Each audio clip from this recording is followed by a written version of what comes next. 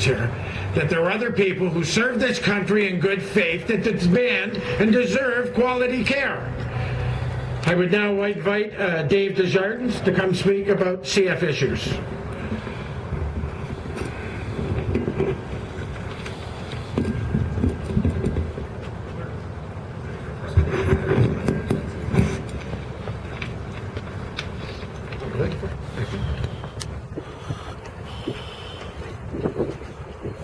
Today marks a monumental day in Canadian history.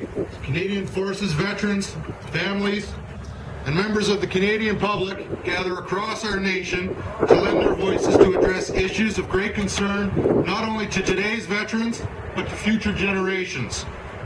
The Canadian public has shown over and over in countless ways the tremendous support that they have for the men and women who willingly put themselves in harm's way to make Canada the great country that it is.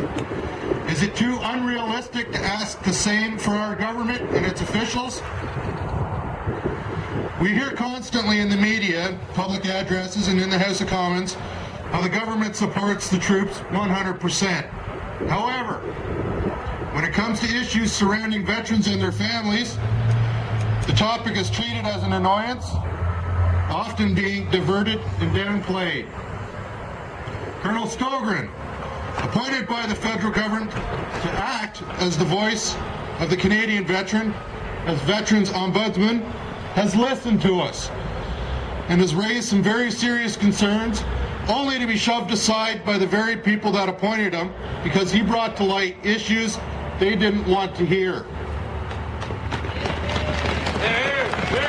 Veterans Affairs Canada, the institution which was formed to assist our veterans and their families, has bogged down in a bureaucratic quagmire with unrealistic determination times for claims and no personal accountability.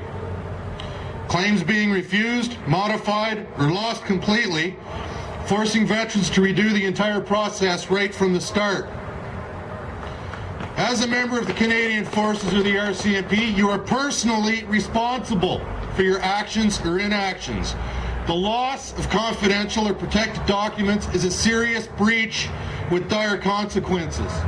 Not so, however, seemingly with VAC. All the while, more time passes, and the veteran as well as their family is left to wonder, worry about their future, and deal with the apathetic voice on the other end of the phone. In the past few weeks, there have been announcements of large sums of money being set aside for Canadian veterans, attached to impressive words such as catastrophic injury. To some who are not affected, these sums may seem fairly significant.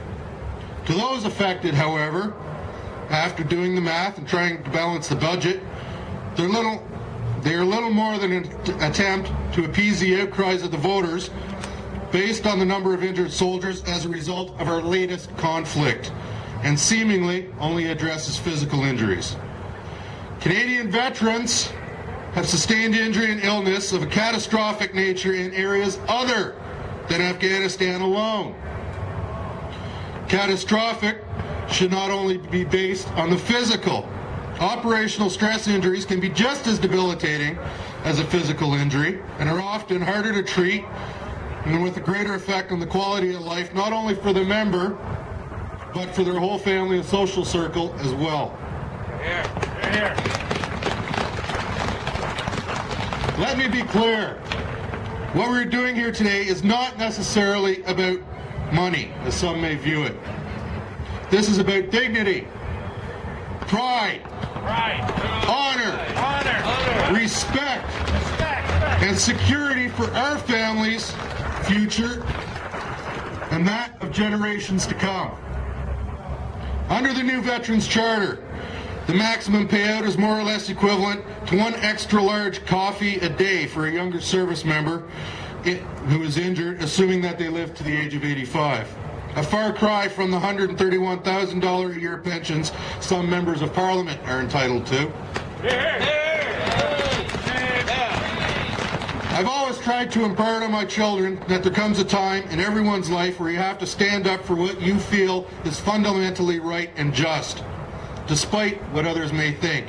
This is one of those times. We need the concerns raised here today addressed in a timely fashion. We need Colonel Stogren's blueprint seriously considered and implemented. We need our ombudsman to have the right to speak on our behalf and to have the government listen, understand, and back them up without fear of repercussion. We need our civilian law enforcement brothers and sisters who have become ill or injured in the performance of peacekeeping duties for their country to be adequately represented and compensated.